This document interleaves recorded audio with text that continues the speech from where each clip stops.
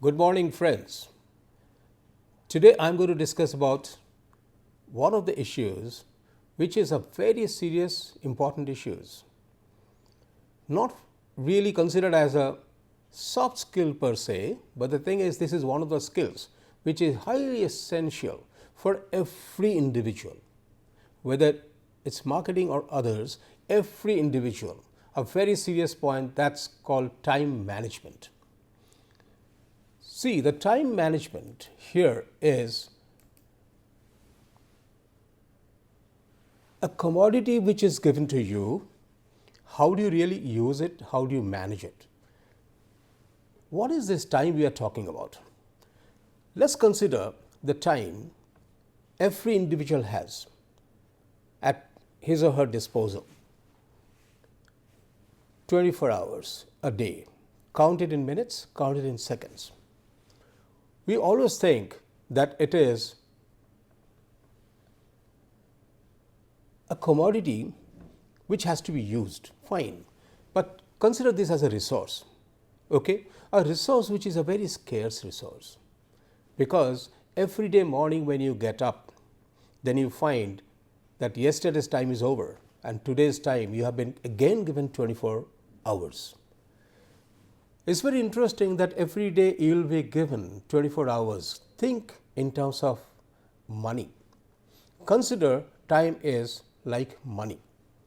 You have a purse which is emptied every night at 12 o'clock.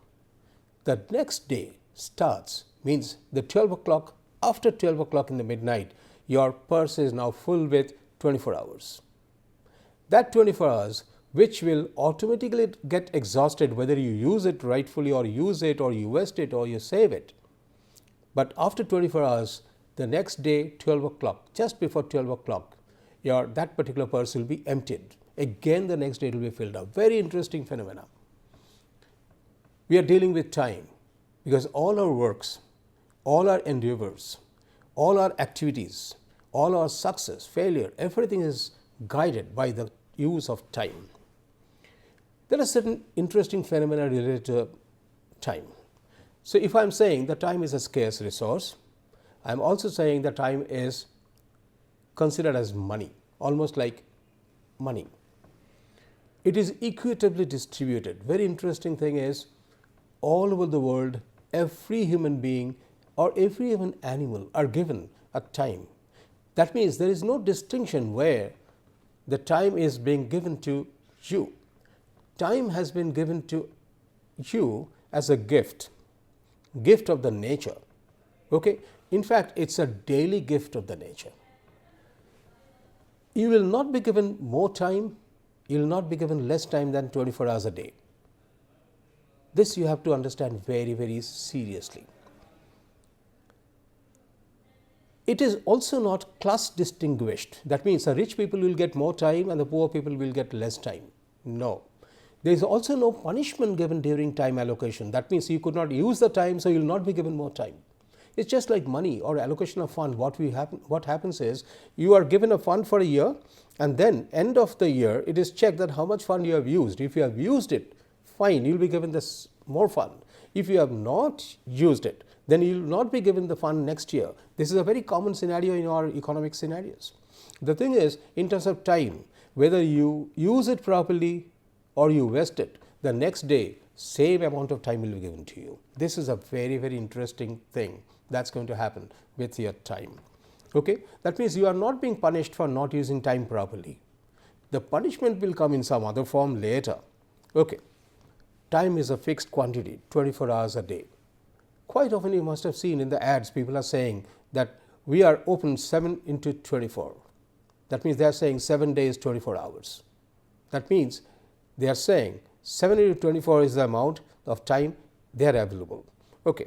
So, now if I again say time is a very scarce resource which is equitably distributed to every individual with the fixed quantity of 24 hours a day, and if you consider this as money, a resource which is given irrespective of the class, irrespective of the use, we consider this as a gift to us, and now how we use it. interesting thing is time is not irreplaceable. You have been given 24 hours, end of the day 24 hours goes, finished.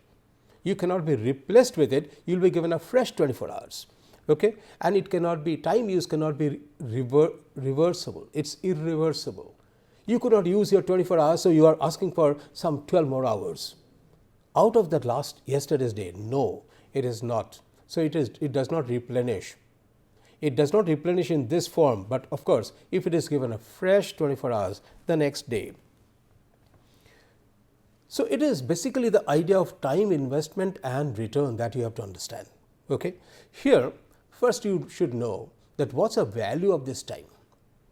24 hours given to everybody, everybody is using or not using differently with different purposes. But the thing is, everybody is investing a resource that has been given to you by nature. Again, I will always say 24 hours a day. So what is the value of that 24 hours a day to you? Every day a 24 hour will have its own value. Only thing, you know what happens, why this particular point I have brought forward for all of you is this. We have time, but still we always say, I am running out of time, I am running out of time, I am running short of time, I don't have time. Or I could have, if I could have had more time. So what happens is, the perception of the time and its use, it varies depending on the context of the situations. Let me cite some examples. If you are waiting for a bus, you are waiting for 5 minutes, it appears to be 1 hour. So now, very interesting thing happens, the time is that 5 minutes, but it's in your mind it is appearing to be 1 hour, number one. Second thing is, suppose you are going by aircraft to some places, time has been then shortened. That means a distance covered within a given time, the time has been shortened. So time can get stretched. It is only in terms of perception, but not in real sense. Hour will not change. And interestingly, if you remember that sand clock in which the top part will have the sand and it will keep on pouring sands, particle by particle to the lower portion, you will find it is, it's just finishing on the top and ultimately getting filled up at the bottom. Time is a dynamic component which keeps on getting exhausted. That means you think about a purse full of money which gets exhausted every second, whether you want it or you don't want it. You cannot hold it. So time you cannot hold. That's why this is a particular point which is very, very serious and important for us. Can you measure the time? Yes, you can measure the time, because it's 24 hours. You multiply with the minutes, multiply with the seconds, you can definitely measure in discrete term. But the thing is, this measurement is also psychological, a perception oriented. That means you feel that the time is being, it's too much of time it is taking. When you wait for something, it's always, you think that too much of time. When you are trying to write your examination, and when you know the last half an hour, once the invigilators have announced that half an hour more, then you suddenly find your time is too short. Okay? So you understand the concept that time, half an hour. Think about half an hour waiting and think about half an hour time left for your finishing the paper in the examination hall. These two are going to be radically different. In half an hour waiting will appear to be 2 hours waiting in your mind. So you perceive the time like that, but actually it is half an hour. And in the exam hall, you have half an hour time, you think that you would have required 2 more hours to write your exam. That means you think it's too short. So perception of the time at different contexts are either shortened or lengthened, okay, extended. So what is very important is that you save time. So saving time, budgeting time and wasting time, all these are basically the thing that happens with the time. But very interestingly, the time is running, time is ticking, the clock is ticking. Originally, historically, before the watch was invented, what used to happen is people had a different kind of perception of time. They used to be guided by the nature's signals, like sunrise and then the sunset times. In different seasons, the sunrise and sunset times would differ, but that is the time that they consider as the working time or any kind of outdoor work time or even indoor work time. Okay? So the concept of the time was limited with whatever nature could give signal. See, once the sundial was invented, then people started looking at the sundial, and then they could measure that at what time, how much it has shifted. The sun has shifted, but still it's a nature. Sundial is only gadget that has been worked out. Later on, what happened is when the clock, when the watch, they were invented. First, the clock which used to, which was not possessed by many. So only rich people had a clock, and then the church bells used to give a time sense. Okay, but later on, what happened is when this particular wristwatch has come in, it has almost reached everybody's hand. Now everybody has a full control of use of time. But the thing is, I am talking about use of time. But do you know how to use this time? So the point is, you have been given that 24 hours which you have to spend. If you don't spend, it gets exhausted, out of which you can save some time, but it cannot get carried over to the next day. So 24 hours gone over, next day you can no carryover of this particular time. Then if you have 24 hours time at your disposal, then you budget your time. If you cannot save the time beyond 24 hours, that means you have to save time for different activities. Okay, and that means you have to do a very strong budgeting of time, and then you must also ensure that there is no wastage of time. If you really take this very, very seriously and introspect that exactly what is this time I am talking about, you will find it is such a valuable resource which makes the whole world spin around. Okay, sharing time. You have 24 hours time. How much would you share with others, or how much you share between different activities? The thing is, if you don't use the time for today, it's almost like analogy is that the time passed, that means it has gone to yesterday. Yesterday's time is now like a cancelled check. Suppose you had a check which had a due date, and the last day after the check is, check's validity date is over, then if you are looking at the check, it's basically a cancelled check. So yesterday's time you should look at as a cancelled check. And when you give a post dated check to somebody, which somebody will encash it later, that you can take it as tomorrow. Tomorrow's time of 24 hours can be considered as a post dated check. That means yesterday's 24 hours you could not use, so that got cancelled. Tomorrow's 24 hours you are now booking, so that becomes post dated, not cashable. But what happens today? Today is your instant cash oriented bearer check. So always make use of today's time. You can always plan for tomorrow's time, but you can never plan for the time that has been elapsed. Okay? So here the common time problem, what happens with our time? Everybody has time, and I am not saying anything new to you, but the thing is, what are the common problems that we do see? We do see that we have unscheduled interruption of time. That means you have worked out your time. So it can be scheduled and unscheduled. I will come to that. See, you have planned for something, and suddenly one of the person enters your domain and starts taking away your time. Basically what has happened? He is using his time, and you had your time scheduled, and now it's unscheduled. He is taking away your time. So interruption is an unscheduled one. Procrastination is another, which is a common time problem. There are people who cannot do activity as it is required today. So what he does is, he always defers the activity. Like what can be done today, he defers it for tomorrow. See, he may not be a very inefficient person, but the only thing is his weakness is that he cannot do the things which is supposed to be done today. He said, okay, let me look at it more. There are many managers, if suppose you give them a proposal and it takes only half an hour to review the proposal, and you being sitting in front and getting clarifications through you, it could have been resolved. But the manager will say, okay, thank you very much, you just leave it here, I will see it tonight, and tomorrow I will get back, and that tomorrow will never come. The tomorrow when you go and ask him, have you seen? Oh, I could not see. In fact, it's there. In fact, there was another work which came in. Okay, I'll see tomorrow. That tomorrow gets deferred. So it remains always as a post dated. So the thing is, procrastination is that kind of, weakness of people in terms of time. So common time problem, one of the common time problem is unscheduled interruption. Another common time problem is procrastination. Always try to be free from these. Another is poor delegation.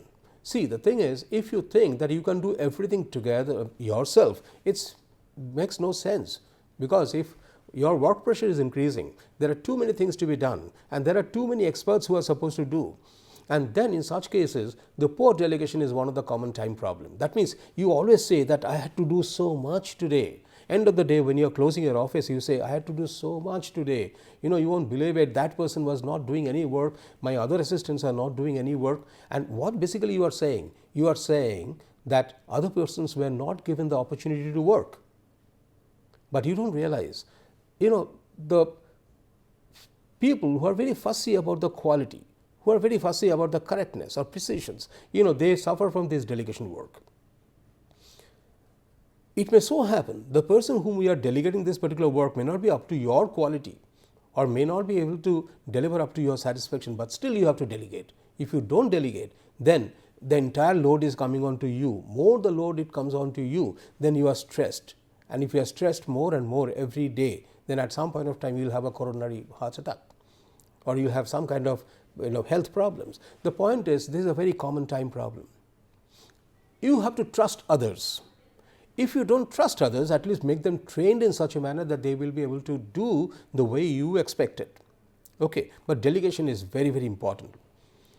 We have common problems of study time management. Study time management means students suffer from this. Students don't really work out or manage their time, So it's basically, I would say, the study time mismanagement. That means a student is supposed to come back after school, then go to the field for games, they'll come back. After coming back from the games, should decide to sit and study. How long should he study? Depending on the quantum of study that he has to do on that particular day. Now, there is a mismanagement that starts. He does not really know that how much should be apportioned for different subjects. Today he had been given home task for say 3. So he does the home task, but at the same time he could not really revise whatever has been learnt today.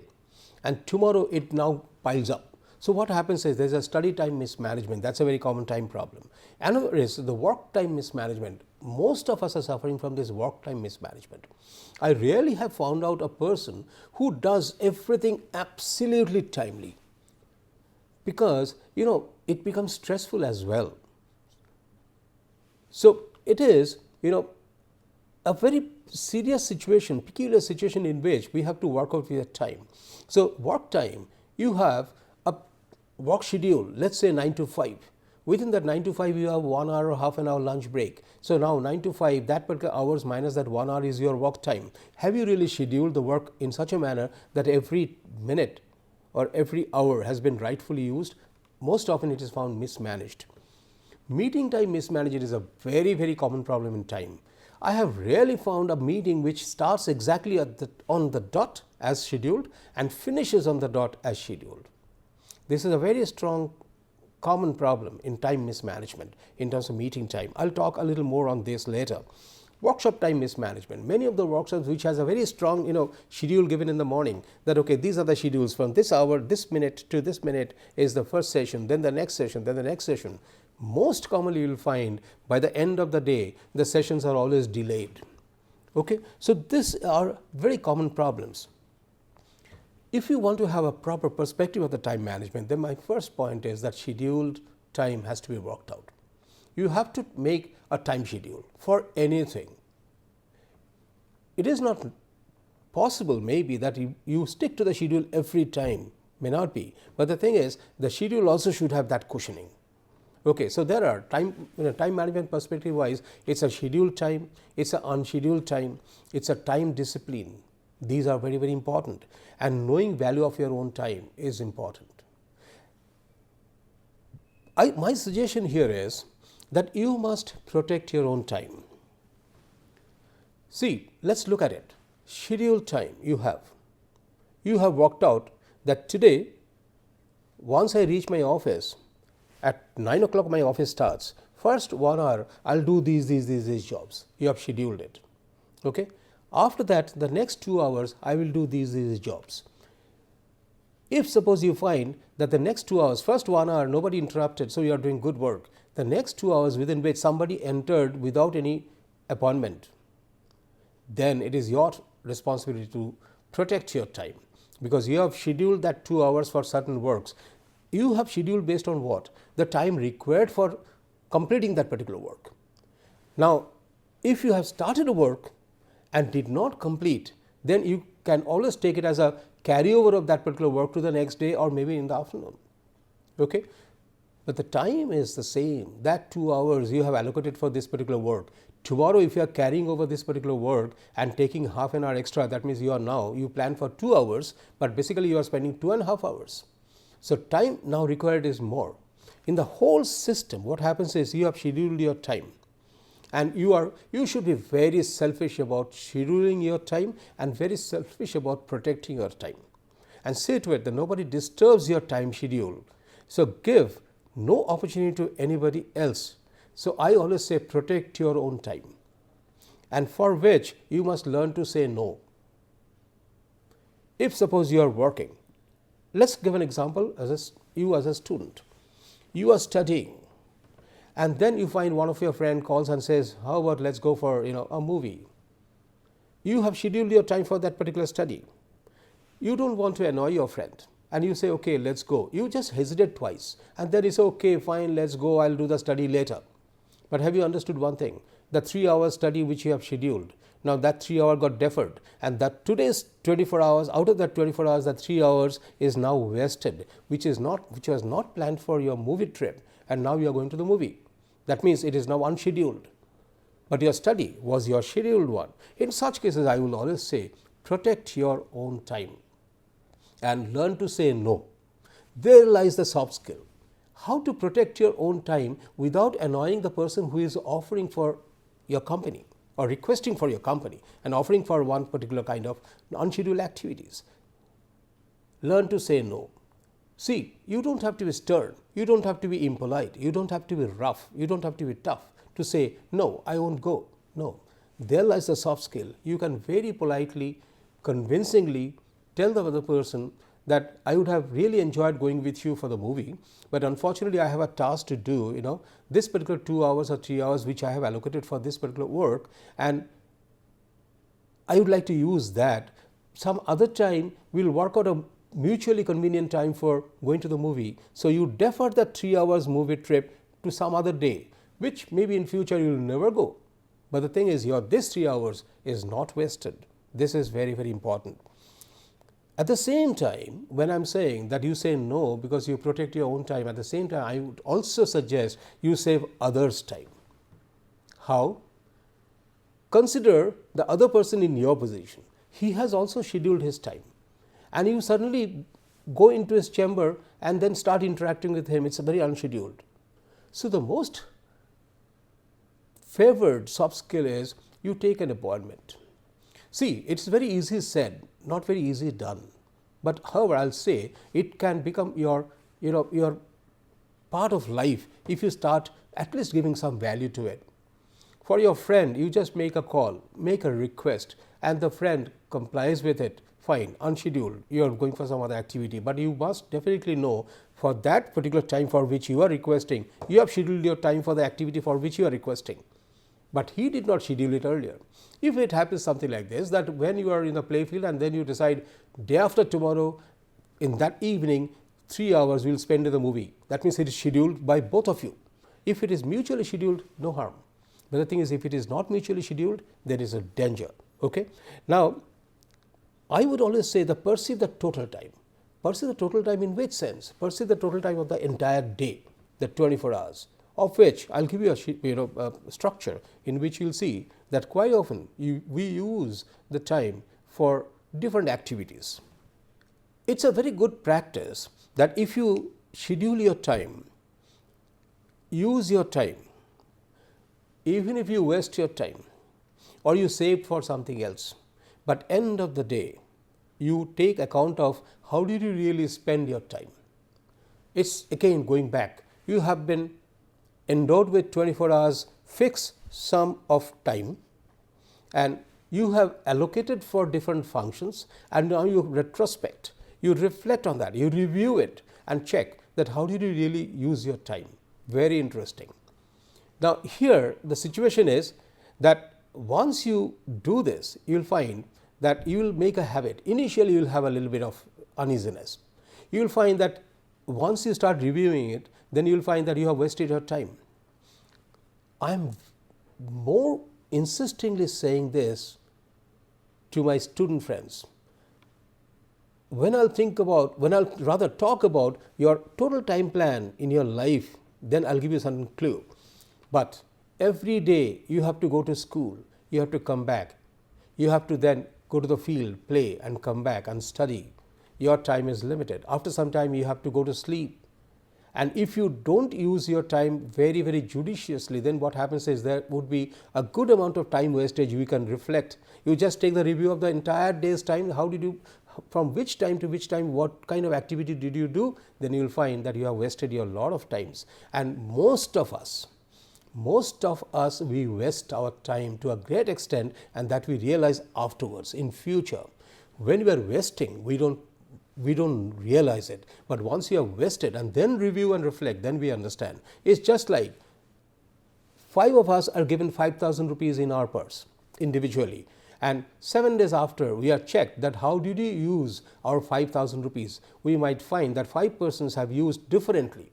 Okay, somebody made some investment with that 5,000 rupees and got some return. So his positive is he got the return. Another person, he spent it, but he did not get the return. But okay, he spent it for social cause, but still that's a return, may not be the money value. He has spent it. Another person has spent on some insignificant things or unnecessary things. It's the wastage. Somebody has purchased books. It's a proper spending of the particular money. So when you start looking at it, different persons will have the opportunity or the discretion of using the time in different manner. There is no one rule that how should you spend your money. Same as there is no one rule that how should you spend your time. Every individual should always hold back their time as a precious possession and then decide how to use this time throughout the day. Don't ever think of what you will do tomorrow. First you think of how you are going to spend your 24 hours time given to you today. Okay.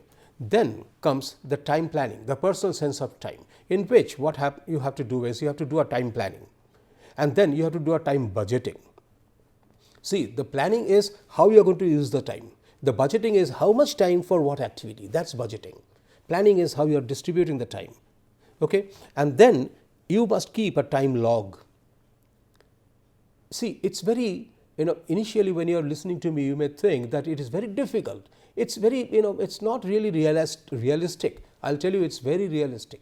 If you really do it, you can do a good amount of work. I have seen one thing, the busy persons are always busy, but still they can do extra works. And the lazy persons who are never busy in anything, they don't have time for any other works.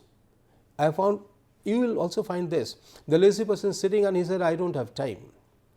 You give a same work to a busy person, he will finish his one task and then he will take up your work and finish it, because he has a good sense of budgeting or planning the time vis-a-vis the work. Okay? So time budgeting. So first time plan, you do the time planning and then you do the time budgeting. But every time I am saying first for daily time, 24 hours, 24 hours, 24 hours. Okay?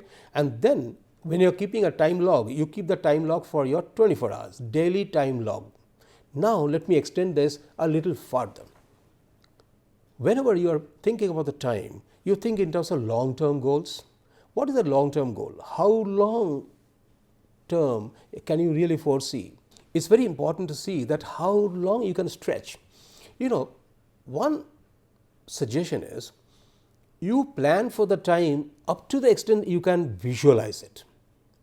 That means, an example, see, a student once going to the Montessori cannot really visualize the time to be spent for education till class 12 or college or the further higher education, cannot. Who is visualizing this time? The father, the parents. They are visualizing, okay, the child has gone to the school, the first day entered. Okay? The long-term planning is this particular child will spend so many years in the primary level, then go to the higher school level and then go to the college, then go to further higher education. That means the time span in years. That long-term planning the parents do. And then once the child becomes a little more sensible to understand about the value of time, then one realizes going to the class 1, every child thinks the target is to reach class 5. After class 5, when they go to class 6, then the target is to go to class 12. And once they complete the class 12, then they have a target of going to a college for 4 or 5 years or 3 years. That means you can always have a chance of reviewing it. Not necessarily that a kid will be pushed with the idea or forced with the idea of time. Then it becomes a little, a disturbance or stress on the time. But the point is, it is always better that whatever domain up to which you can visualize, within that you must make a time planning. In fact, frankly speaking, parents, they don't find a very strong way of communicating the children about the value of time. Of course, many parents say, don't waste time, don't waste time. But the thing is, they don't say how to ration time, how to plan the time, how to budget the time. I'm talking about first as a normal person, then I can talk about certain things in terms of business. Okay, so when you are making a long-term plan, time budgeting is important, time planning is important, time budgeting is important. It's also very much relevant with your life planning. But since we cannot foresee so much, that means I do not know how long I'll live, because nobody knows when, up to what age one is going to live. So if I don't know when I'm going to die, how can I plan for that number of years when I'm going to die? That is not feasible, and it is not advisable as well. So what you do is, whatever time domain that you have within your next vicinity, plan for it, budget it, distribute the time accordingly, ensure that the time is not being wasted, ensure others are not wasting your time. You make best use of your time. So it becomes a life planning, it becomes a long-term goal, so 5 to 10 years, or it becomes yearly plan. Okay, this year I'm going to do this. You must have seen in the diaries nowadays, they give year planner. Year planner is only 2 pages, and it's only a few months which are listed over there. Do you think the entire task of your work of the month can be fitted over there? No, basically it's for the priority. So what you do is, suppose you are making a year-long plan, then you first make a priority list, and then you put the priority at least in the year planner, and one action may lead to another action in another month, that leading to another action in another month, but there may be parallel activities which are going in the month. So you make a year-long plan. So one is that you make a life plan if you can, but I'm sure that no kid, no child can do that. But the thing is, once you become sensible about the time and you make a good habit of working with your life, time planning, in such cases you can at least try to make a little long-term planning, time planning, or yearly planning at least, or at least mid-term planning. Mid-term planning is 3 to 6 months. That means you can decide today, sitting very, with your time calendar, that by this particular time I'm going to spend the entire 6 months in this manner. It happens in business, it happens in marketing. See, in marketing, let me connect it with the marketing now. In marketing, what happens is you are given a time target. What is the time target? This time target is nothing but the yearly time target or mid-term time target. Company gives you a target saying that within 3 months I want to get this much of sale done.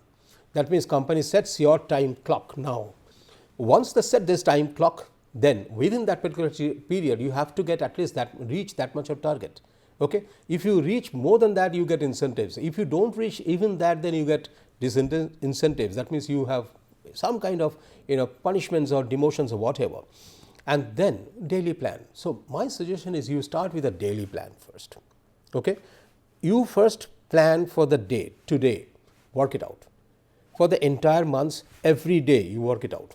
At the same time, extend it to the 3 to 6 months of your mid-term plan.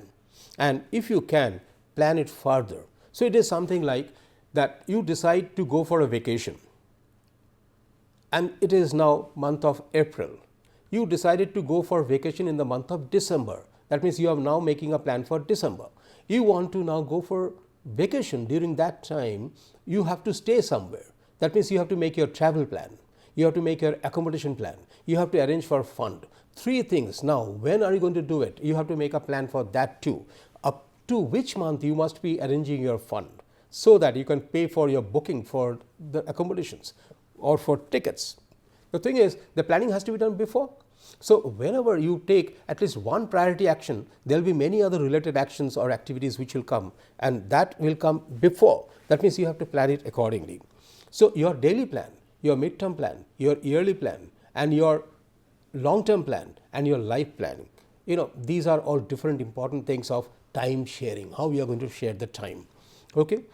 Use of committed time in terms of your daily routines. It's a committed time. Daily routines you cannot skip. Your office time 9 to 5 you cannot skip. You may work extra. You can take leave. But the thing is, this is your committed time. So our committed times you will find most often are connected to daily routines, or it is with waiting time. That means somewhere you have to take a bus, or you have to take a metro, or you have to take a rail, or you have to take a flight. You have a waiting time. Quite often we have found, if you are now going flying from one place to another, the flight time is 2 hours, but your waiting time is 1.5 hours at least. Okay, count it. That means there is certain committed time. And if you land up at the last moment, you will be denied entry or board the flight. So that is a committed time. Travel time, your appointment is a committed time. Your meeting time is a committed time, and your work or study time is a committed time.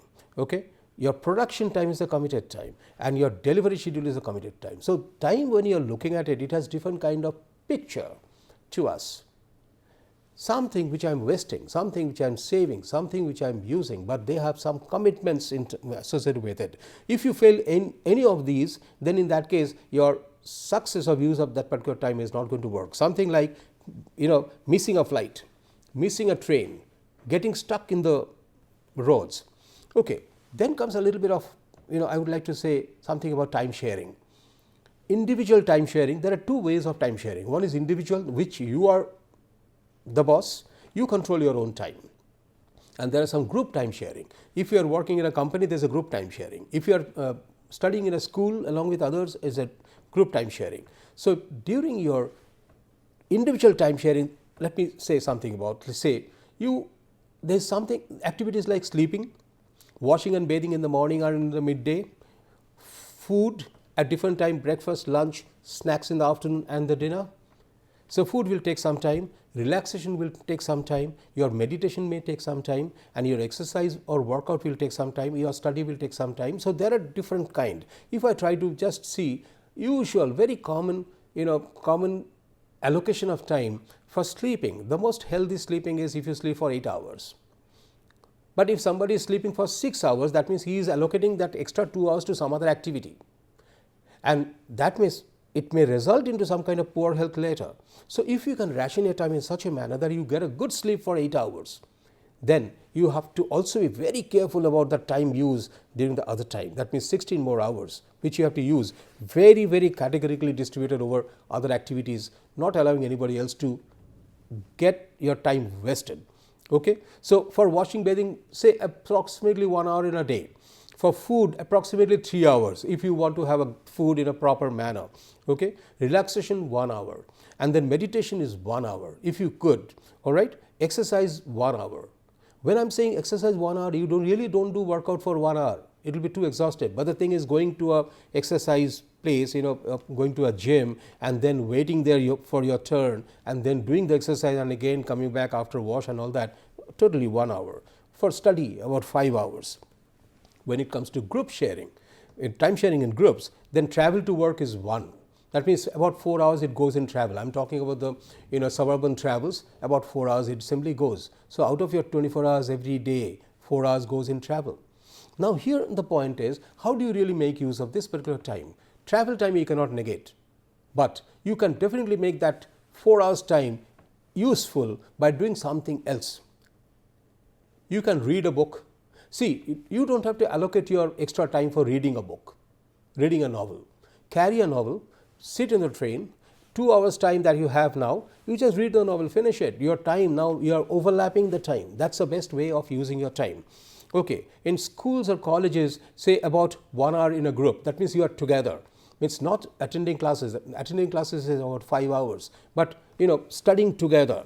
Or say in the job or office, it's about 8 hours you be with the groups. For family activities, about 1 hour. You are lucky if you can give your 1 hour every day for your family. I would consider you to be very, very lucky. Most often people don't find time for their family members. They give time for everything else. They spend about 2-3 hours with their friends and other acquaintances, but they really find very difficult to find time to give that 3 hours for their family. the same day. Okay. Recreation and socialization is about 2 hours and social works is 1 hour. You are also lucky if you could give about 1 hour for social works. That means every day at least 1 hour if you could allocate. Now then for religious activity 1 hour. These are approximate time required for this kind of activities. So my point is this, that when you are using your time, ration it as per your requirement. You don't have to follow others. You know your tasks, you know your targets, and then you know your 24 hours and allocate it accordingly.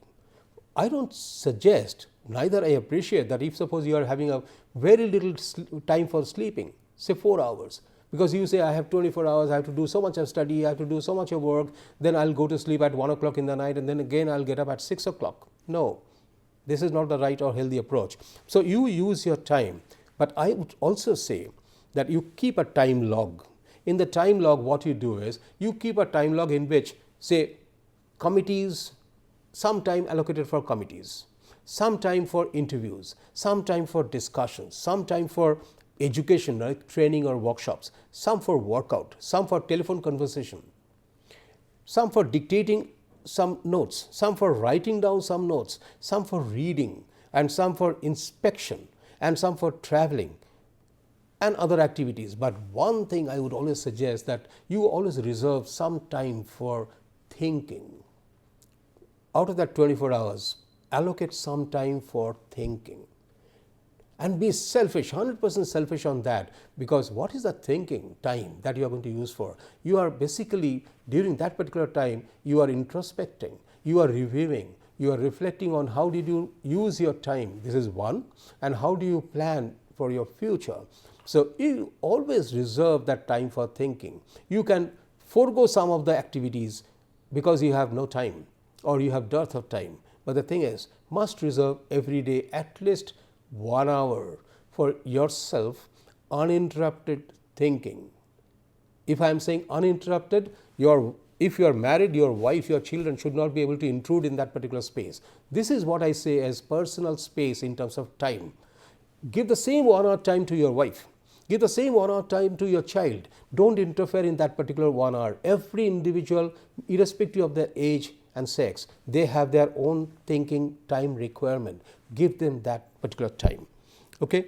Now, some extreme cases are there. I'll just put a note of cautioning and then I would conclude this. Don't be a time fanatics. When I'm saying use your time judiciously, at the same time I'm saying don't be a time fanatic.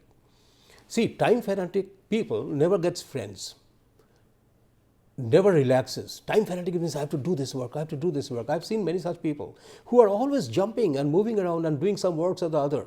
But end of the day or end of the life, when they're counting, they found that many of the time they have used for these kind of activities, hyper activities, but did not really yield good results. So don't be time fanatic. Be a very rational person in time use. Okay. Don't be over preoccupied. Don't be over preoccupied. You be occupied, but over occupied don't be. See, if you really ration your time and budget your time properly, then you will find very interesting thing will happen. You will make a habit of it. It's almost like, say, when you get up in the morning, what you do? You go to your washroom, you brush your teeth. Is it that every day somebody is reminding you that you have to brush your teeth? No, it has become a part of your system. And then you go for breakfast, you have a cup of tea. Is it that you had your breakfast and then suddenly realize I have to have a cup of tea? No, it has become a sequence of activities. So what I suggest is that you always work out every activity one after another as a daily routine. You will always have an opportunity to make a little bit of reshuffling, but at the same time, don't be such fanatic like, say, if you don't get your, suppose, see, I'll give an example. You want to have a cup of tea at 7 o'clock. And somehow at 7 o'clock your wife could not give you a cup of tea. Don't jump onto her, don't shout at her, because 7 o'clock is your tea time, you miss the tea time. No, don't do that. That's the fanaticism. You know, that is a time fanatic kind of reactions. 7 o'clock is your time for tea, wait for it. Maybe within, say, another 5-10 minutes or 15 minutes your tea will come. That is what I am saying, that don't be time fanatic. Say your office time starts at 9, finishes at 5. Be time fanatic for that. You be exactly there at 9 o'clock, start your work at 9 o'clock. See, if it is 9 to 5, that means you should be there at least 15 minutes before or 5 minutes before, so that you are now psychophysically ready for working right at 9 o'clock, starting the work, and finish at 5 o'clock, pack it up, and then forget about the office, go out. That is not time fanatic situation. It is the justice to the time that you have allocated for. But imagine that you have allocated your time from 9 to 5, and of which half an hour goes before, another half an hour goes after. There are certain things, which happens in your time use. There is something called energy use, or energy, there is a kind of, fatigue that gets generated. Look at my hand. It's something like your day starts here, okay, and say 9 o'clock, work starts. Your work starts here, comes at the midday, and then the whole fatigue, it comes at the midday, and then gradually the time finishes at 5 o'clock. Say 9 o'clock to 12 to 5. And in between, you have a time which is reserved for your lunch or refreshments. Okay, I have seen situations that where the whole day is divided into two parts. That means you have a lunch time when you go home. You started at 9. The work peak also follows this. I'll tell you, in an office, when you have no opportunity to come out of the office, you enter at 9 o'clock and come out at 5. In between, you may have a refreshment time. Your actual work curve, the work efficiency curve, goes like this and comes here. But if suppose you have a lunch break of about 1 or 2 hours, then you start work here, and then the lunch break starts. So your peak never goes to this and drops like this. It will be, a peak will be lesser and then come here. Again, it has to start from here after lunch and then come here. So these two together never makes your peak at 12 o'clock. That's why sometimes I feel that a good efficient organization never gives a lunch break which is long and allows people to go home. But in campus places like where I am, we have a system that, okay, in the morning we have session this much, 3 hours, go for lunch, again you come back, 3 hours or 4 hours you work. Okay, and then I found by the time I have reached my peak of efficiency of the work, it has, 9 o'clock or 8 o'clock it starts, and by the time it reached 10 or 10:30, my peak is reached, and then again I am ready for going for lunch. So peak is a short height. This is a very, very strong wastage of time, I can tell you. But okay, this is a system, accepted, agreed, and people adjust to this. But the thing is, if suppose you want to work, reach that peak and then gradually decline. Okay, so over preoccupations, perfectionism is another in extreme cases, or over punctuality sometime is some extreme cases. But these are not negative, I'll tell you. I would say time fanatics is slightly detrimental, but the thing is, punctuality is one of the finest virtue one can have. And by showing others the sense of punctuality, you can always win over others. To maintain punctuality, if you have a start time and the end time, then you should always plan a little extra, keep a cushioning, that you come a little before, start at the right time, finish at this time, and then keep some allowance after, then you go out. Okay, punctuality is this. And then time hammering is another. That means you have to be told, this is the time, this is the time, this is the time. This is a time hammering is also extreme cases. And sometime repeated confirmation is also the extreme cases, that okay, is it going to happen at that particular time? Okay, the point is that whenever you are thinking about these extreme cases, you try to see that you don't suffer from these extreme cases, but you can always have a very good use of your time. I will just highlight 2-3 points in terms of, say, one is for basic negotiations. See, effective time management in basic business negotiation is allocate time for research on opponent's team, which I have said earlier as well. Allocate time for pre-negotiation rehearsal, because I am saying time. Reconfirm date and time of negotiation 2 days before confirming a time, and be punctual at the time of negotiation. This is very, very important in terms of your time use. I am focusing this with respect to your negotiation and business negotiations and management. Be to the point during negotiation, stick to allocated time for negotiation, and avoid time wastage and avoid time overrun. That means you are now almost having a full control over the time. Not that every time you are responsible for that, but you ensure that it becomes absolutely timely.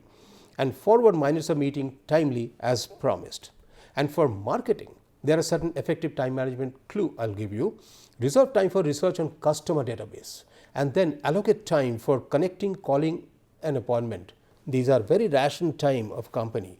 Delegate this to others. Okay? Reconfirm date and time of appointment 2 days before, and be punctual on the time of appointment, and be to the point during presentations. Okay?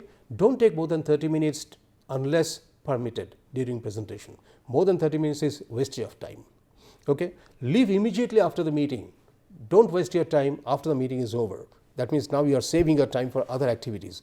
And write thank you letter within 7 days. So take 7 days time to write a thank you letter to them, and forward documents timely as promised. If you have promised that I'll send you by tomorrow, then send it by tomorrow. If you have said that I'll send it within 2 days, take 2 days, but must send it. And if you say I'll send you shortly, but not more than 7 days, after that the whole effect will be lost. And allocate time for reconnecting.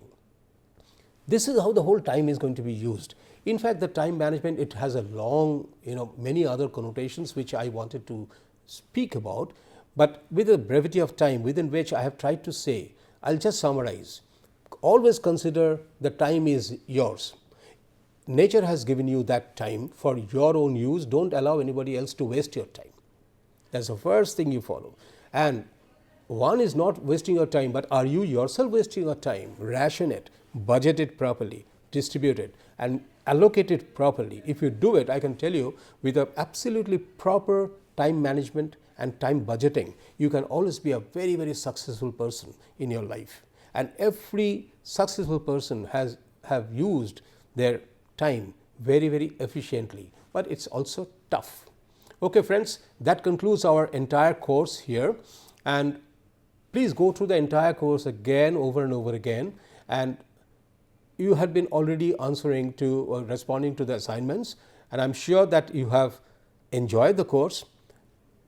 I'll be very happy to get your feedback on the course, and if you think that there are certain things which I need to elaborate more, please feel free to write in the forum or ask questions in that particular section, so that I can know that how much more you need to learn, how much more I need to tell you in future, so that I can restructure another course as an extension of this. As it is, I have lots of things to say in terms of negotiation, marketing management, as well as time. So please feel free to give your responses, your feedbacks in terms of the entire course.